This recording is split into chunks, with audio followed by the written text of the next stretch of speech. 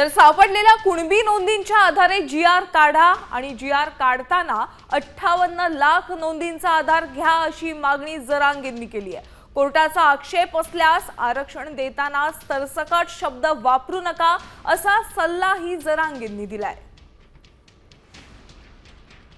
तुमच्याकडे 58 लाख नोंदीचा आधार आहे, त्याच आधारावरती मराठा आणि कुणबी एक ही जी.आर. काढा म्हणतो आपण। त्याच्यावरच बैठक झाली ना आज, मराठा आणि कुणबी एक ही याच्यावरच जी.आर. काढायला 58 लाख नोंदीचा आधार आहे।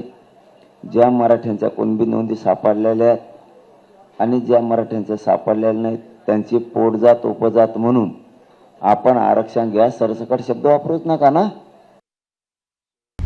आता isakal.com आहे देशातील नंबर 1 ची मराठी न्यूज वेबसाईट।